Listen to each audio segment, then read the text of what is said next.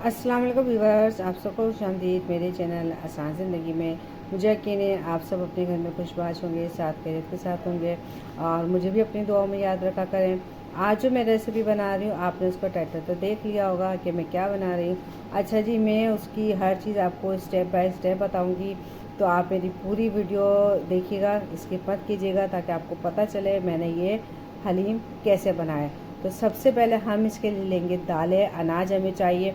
और ये हलीम में बहुत ज़्यादा नहीं बना रही है, तकरीबन 1 पाव या थोड़ी सी ज़्यादा उससे दालें होंगी। आप देख रहे होंगे ये आधी प्याली है गंदम। गंदम जो छड़ा हुआ होता है, आप लोग जब अगर आपके घर में हलीम खाने के शौकीन हैं तो आप ये छड़ा हुआ गंदम ज़रूर अपने घर में रखा करें और ये हमेशा फ्रिज में रखा करें ताकि आपके कीड़े ना पड़े। मैंने भी ये फ्रिज में रखा हुआ था। अगर ये नहीं है तो आप दलिया भी यूज़ कर सकते हैं। ये तकरीबन आधी प्याली से भी कम दलिया है, सॉरी दलिया कह रही हूँ, आधी प्याली से कम ये गंदम है। हलीम का ही गंदम कहलाता है, चढ़ा हुआ गंदम। और ये उससे भी आधे चावल हैं और ये थोड़ी सी ये 2-2.5 चमचे मूंग की दाल है और थोड़ी सी ये माश की दाल है और ये बराबर बराबर है। और ये जो है ना मसूर जो होते हैं ऑरेंज वाले, ये वो वाली दाल है ये। अच्छा, चने की दाल आपको नज़र नहीं आ रही होगी, ये चने की दाल मैंने इसके अंदर नहीं डाली है और किस वजह से नहीं डाली वो आगे चल के आपको पता चल जाएगा। अब ये सारी दालें हमने जो है ना भगोने के अंदर डाल के अच्छे तरीके से हमने धोनी है।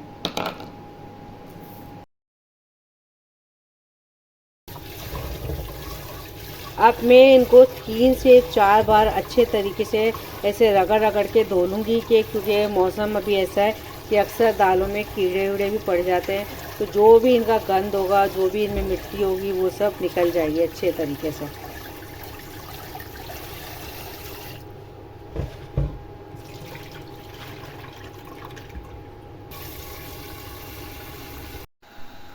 अब ये देखिए जी, मैंने दालें सारी चूल्हे पे चढ़ा दी हैं। आप सोचेंगे कि धुली हुई दालें मैंने क्यों चढ़ाई हैं। धुली हुई दालें इसलिए चढ़ाई हैं कि अभी जब पानी इनका अच्छा खासा गर्म हो जाएगा तो ये मैंने इसका कर दूँगी चूल्हा बंद। मैं इसके अंदर कोई मसाले ऐड नहीं करूँगी क्योंकि दालों को जब तक आप भिगोते नहीं हैं 3 से 4 घंटे तो हमारा हलीम बन के रेडी नहीं होता। तो मैं क्या करती हूँ, दालों को अच्छे तरीके से धोया, चूल्हे पे चढ़ाया और जब उसका पानी अच्छा खासा तेज़ गर्म हो जाता है तो चूल्हा बंद करके उसको आधे पौन घंटे के लिए अनाज को उस गर्म पानी में भिगा हुआ छोड़ देते हैं। तो उससे क्या होता है कि हमारा अनाज जल्दी सॉफ्ट हो जाता है, पकने के लिए तैयार हो जाता है। अब ये ना पानी अच्छा खासा तेज़ गर्म हो गया है, तो अब मैं कर दूँगी चूल्हा बंद। ये देखें, और मैं इस पर लगा दूँगी ढक्कन।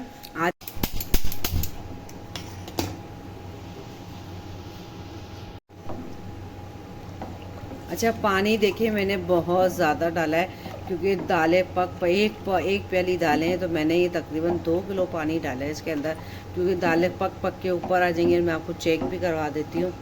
ये देखिए, ये देखिए कैसी सॉफ्ट हो गई है ये ख़ास तौर से माश की दाल। ये देखिए, अब इनको हमने पकाना है और इसकी जो झाग होंगे ना, सबसे पहले मैं इसकी झाग जैसे उबलेगा तो इसके सारे झाग है ना मैं अलग कर लूँगी।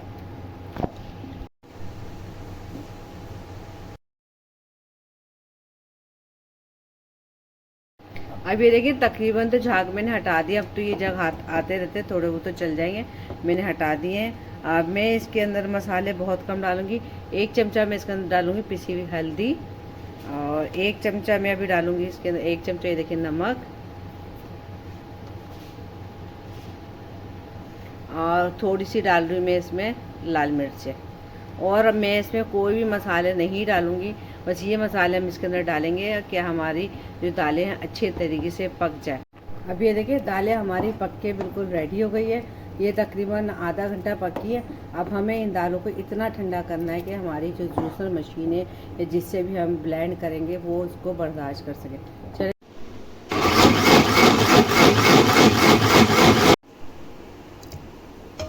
बस इसी तरीके से हम अपनी सारी दालों को पीस लेंगे।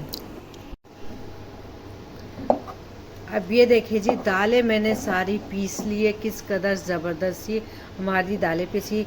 आधे घंटे के लिए मैंने दालें गर्म पानी में भिगोई थी, फिर आधे घंटे से भी कम घंटा वो पकी थी, तो वो सॉफ्ट हो गई थी। उसके बाद मैंने थोड़ा सा 10 से 15 मिनट इसको पंखे के नीचे ठंडा किया था, फिर मैंने इसको पीस लिया, यानी तकरीबन ये घंटा लगा, ये बिल्कुल पिस गई है। अब मैंने इसको दोबारा चूल्हे पे चढ़ा दिया, मगर ये चूँकि बहुत ज़्यादा गाढ़ी हो गई है, तो अब हम क्या करेंगे, इसमें थोड़ा सा अपने हिसाब से पानी डालेंगे, क्योंकि जब ये पकेगा तो इसका जो पानी है वो खुश्क हो जाएगा। ये तकरीबन 1 से 1.5 गिलास मैंने इसे पानी डाल दिया। ये देखिए जी, अब पानी को पहले अच्छे तरीके से मिक्स करेंगे, फिर मैं आपको बताऊंगी कि इसके अंदर हम एक क्या सीक्रेट चीज़ डाल रहे हैं, क्योंकि आप सोच रहे होंगे अभी तक मैंने इसमें कुछ ख़ास मसाले भी नहीं डाले और ना ही मैंने इसमें अभी तक गोश्त डाला है। तो ये हैं हमारे शामी कबाब। शामी कबाब आप बीफ के भी ले सकते हैं, चिकन के भी ले सकते हैं, मटन के भी ले सकते हैं, आपकी मर्ज़ी। अच्छा, जो मेरे शामी कबाब हैं ये हैं बीफ के, और मैं जो है ना शामी कबाब में दाल कम डालती हूँ, मेरे पास गोश्त ज़्यादा होता है और इसमें, और मेरे ना मसाले बहुत अच्छे स्पाइसी से मैं मसाले रखती हूँ, यानी तेज़ मसाले होते हैं। इस वजह से मैंने दालों में सिर्फ थोड़ी सी लाल मिर्च और हल्दी और थोड़ा नमक डाला है, और क्योंकि ऊपर से हम चाट मसाला भी डालेंगे, जो हरी मिर्च जो डलता है लीमू के साथ। और मेरे कबाब, शामी कबाब की रेसिपी मेरे चैनल पे मौजूद है, प्लीज़ उसको भी विज़िट कीजिएगा, मैंने कैसे शामी कबाब बनाए थे। अब ये जो है ना तकरीबन 1 पाव दालें मैंने ली थी, तो उसमें 7 से 8 शामी कबाब मैं डालूँगी। अब ये देखिए, जितने भी है ना शामी कबाब हम इसमें डाल देंगे, और ये आहिस्ता आहिस्ता करके इसमें ना ये खुद ही हल होना शुरू हो जाएंगे। ये 5 से 10 मिनट लगेंगे, ये सारे इसके अंदर हल हो जाएंगे। और शामी कबाब है मेरे रेशे वाले, तो गोश्त का ज़बरदस्त सा इसमें रेशा नज़र आएगा। ये है हमारा सीक्रेट मसाला, क्योंकि सारी चीज़ें हमने रेडी कर ली है, तो इसके बगैर भी बड़ा मज़ेदार सा हलीम बनता है। अब ये ना भी डाले तो हलीम बन जाता है, मगर फिर ये होता है कि मैं एंड में क्या करती हूँ, जब मेरे सब कुछ रेडी हो जाता है, अभी थोड़ी देर से ही पकाऊँगी 10 से 15 मिनट, तो मैं क्या करती हूँ 1 चमचा इसमें हलीम मसाला ऐड कर देती हूँ। मेरे पास है शान का, क्योंकि शान के मसाले मुझे सबसे बेस्ट लगते हैं, तो मैं ये 1 चमचा मैंने निकाल के रखा है, 1 चमचा मैं इसमें शान का हलीम मसाला डाल देती हूँ, तो ये और भी बहुत मज़ेदार सा हलीम हो जाता है। और 1 पैकेट मेरा नहीं, ये काफ़ी अरसे चल जाता है। ये नहीं है कि आप सोचें कि ना इतना महंगा पैकेट है, क्योंकि अच्छे खासे पैसे इसके भी बढ़ गए आजकल, पर मैं 1 पैकेट मंगवाती हूँ, तो मैं इसको काफ़ी दफ़ा मैं इससे ऐसे हलीम बना लेती हूँ, क्योंकि मैं ये देखिए जी, अब मेरे जो ना कबाब, ये देखिए तकरीबन ये हल हो गए। अब कबाब के साथ हम सिर्फ 10 से 15 मिनट पकाएंगे, हमारा हलीम रेडी हो जाएगा। और कबाब के अंदर हमारा हरा धनिया, पुदीना सब डला हुआ है, तो उसकी भी खुशबू आ जाएगी। और ये जो मसाला है ये मैं डाल दूँगी, तो अब हमें कुछ भी स्पाइस डालने की ज़रूरत नहीं है, और ये हमारा हलीम रेडी हो जाएगा। ऊपर से आप हरी मिर्ची, चाट मसाला, लीमू सब डाल के अपने हलीम को एंजॉय कीजिएगा। अब मैं इसको तकरीबन इसी तरीके से 10 मिनट तक अपने हलीम को पकाऊंगी, ठीक है। अगर आपको इस टाइम पे भी जैसे गाढ़ा लगा, ये गाढ़ा है नहीं जैसे, तो आप इसके अंदर थोड़ा सा पानी ऐड कर सकते हैं, नहीं तो ये इसी तरह बिल्कुल धीमी आंच पर पक रहा है। ये देखिए, मैं आपको दिखाती हूँ, ये देखिए बिल्कुल हल्की सी आंच है, इस पर ये पक रहा है।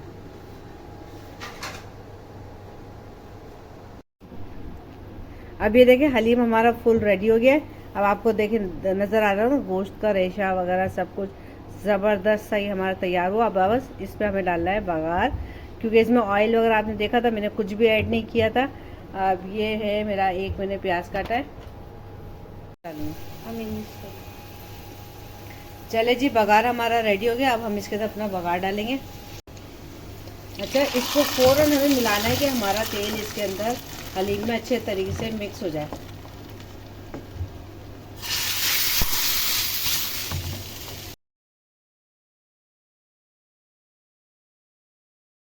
अब ये देखिए मैंने मसाले रेडी कर दिए हैं, हरी मिर्च है, लीमू है, ब्राउन प्याज है, और ये है हमारा चाट मसाला। अच्छा, ब्राउन प्याज की भी रेसिपी मेरे चैनल पे मौजूद है, उसका लिंक पे दे दूँगी कि किस तरह से आप खस्ता कम से कम तेल वाले प्याज अपने अच्छे से बना सकते हैं।